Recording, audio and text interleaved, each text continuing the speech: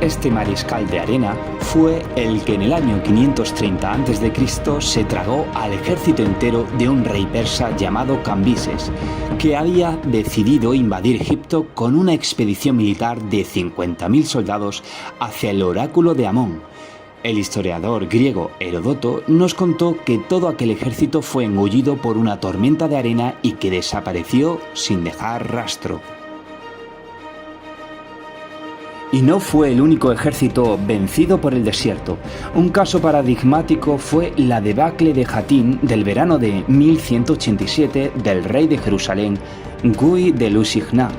Fue este rey quien se enteró de que al sultán Saladino Ayyubid había cruzado el río Jordán.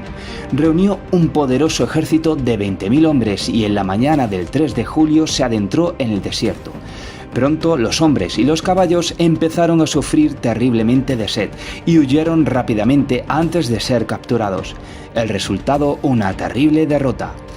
Aquel rey de Jerusalén no sabía que cuando tenemos menos de un 1% de agua en el organismo estamos en el umbral de la sed y que alrededor de un 4% ya hay una caída drástica del rendimiento físico del ser humano y aparecen calambres en los músculos.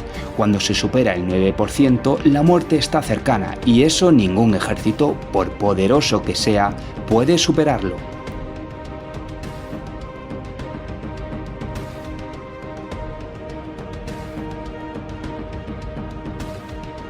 Pongámonos en contexto. Es el año 1812 cuando el emperador Napoleón es el amo de Europa. Con una fuerza de 600.000 hombres marcha a Moscú. Vencidos por el frío ruso, aquellos soldados franceses trataron de retroceder, pero ya era demasiado tarde y sometidos a aquellas bajas temperaturas, más de 500.000 perecieron. Fue lo mismo que le pasó a Hitler en 1941, cuando, olvidando lo que le había ocurrido a Napoleón, decidió entrar en la Unión Soviética, y millones de sus hombres también volvieron a perecer a consecuencia del crudo invierno ruso. Pero el frío también tiene otras curiosidades y maneras de vencer a los ejércitos. A veces es el exceso de equipamiento de los mismos el que se alía con el general invierno para derrotarlos, y eso fue lo que le pasó el 5 de abril de 1242 a los caballeros teutónicos, cuando decidieron invadir Rusia y en la región de Novgorod, celebrando la batalla del lago Peipus, también conocida como la batalla del hielo, contra esa república de Novgorod, y en la que sufrieron una importante derrota. La causa fue tan sencilla como la de luchar encima de un lago congelado, ya que después de unas horas de lucha, el hielo cedió bajo los pies de los caballeros, debido al peso de sus armaduras. Entre todos los elementos que la componían, hacía que el peso de un cruzado aumentara en unos 30-40 kilogramos e incluso más. ¿Y qué carga puede soportar el hielo sin quebrarse? Pues eso depende, claro está, del espesor del hielo, pero una capa del mismo solo puede resistir el peso de una persona si tiene un espesor entre 10 y 12 centímetros. Naturalmente, si sobre la superficie de un lago helado se encuentra un cruzado con 150 kilos, entre peso propio y armadura se hundirá. Claro está que aquellos hombres no sabían nada de leyes físicas.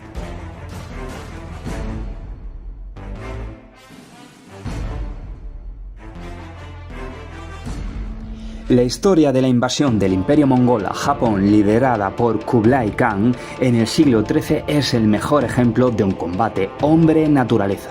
La primera invasión mongol a Japón tuvo lugar en el año 1274 y para la misma los mongoles emplearon más de 300 navíos de gran porte y alrededor de 450 barcos y botes de soporte con suministros para desembarcar en la bahía de Hakata. Pero una gigantesca tormenta destruyó aquella armada, muriendo más de 20.000 guerreros mongoles, chinos y coreanos. La segunda invasión tuvo lugar durante la primavera del año 1281, esta vez con una flota de casi 1.000 naves y casi 40.000 soldados, y otro tifón arremetió contra la flota de Khan, hundiendo la mayoría de sus barcos. Los japoneses de hoy recuerdan aquellos dos tifones que evitaron la invasión de Kublai Khan en el siglo XIII con el nombre de kamikaze o viento divino.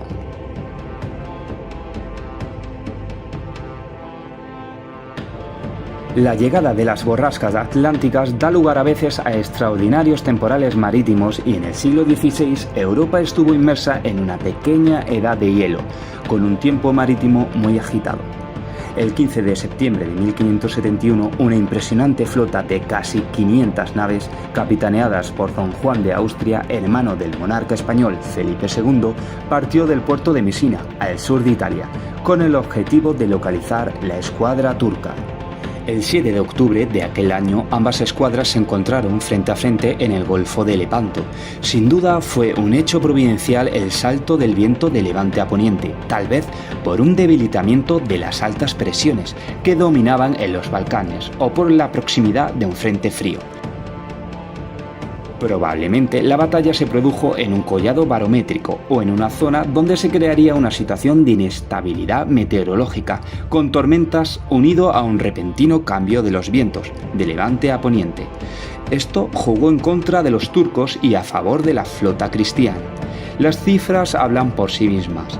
Se consiguió destruir una flota de 205 galeras turcas, causar 30.000 bajas, capturar a 8.000 prisioneros, liberándose a 12.000 esclavos. No envié a mis naves a luchar contra los elementos. Es una frase que el rey Felipe II pronunció en agosto de 1588 después de enterarse de que su grande y felicísima armada, la Armada Invencible, había regresado derrotada con 100 naves y 20.000 hombres menos. Parece ser que la causa de aquella destrucción fue una violenta advección polar que cerró una serie de borrascas, situación que hoy día no es nada excepcional. Tal vez, si en tiempos de Felipe II se hubiera conocido mejor lo que hoy se llama Frente Polar, Inglaterra podría haber sido una colonia de España. Otro caso de ayuda meteorológica ocurrió en octubre de 1805, cuando la Armada inglesa, al mando del almirante Nelson, infligió un duro correctivo a la formada por españoles y franceses en la batalla de Trafalgar, que pudo ser de características similares a una tormenta tropical. Según puede deducirse de algunos documentos de la época, en aquellas fechas se sufrió el azote de una excepcional borrasca.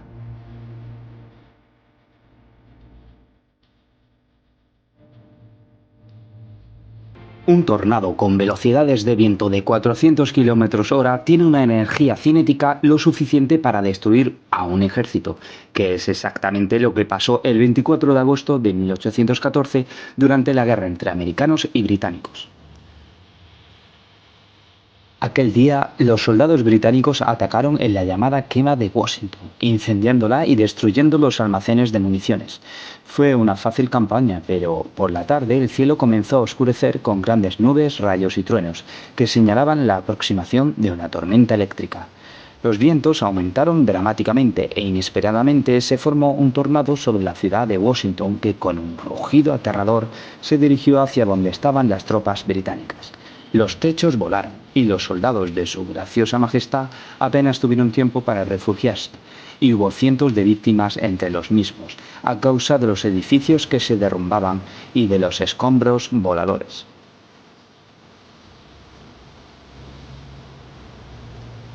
El comandante británico informó más tarde que muchos de sus soldados resultaron heridos y muertos por este desastre y el presidente James Madison y su gabinete pudieron regresar a Washington y comenzar la reconstrucción de la capital. Nunca más un ejército extranjero entraría allí. Aquel tornado los había salvado.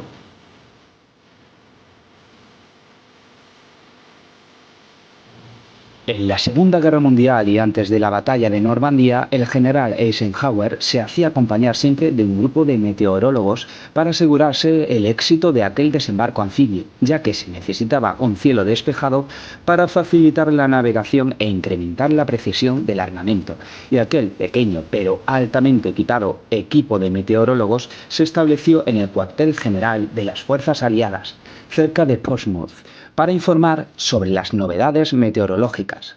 El día original para el desembarco se había fijado el 5 de junio de 1944, pero las malas condiciones climáticas y marítimas hicieron que el comandante supremo de los aliados, Eisenhower, la aplazara hasta el 6 de junio, dándole más tiempo para ensayar sus movimientos.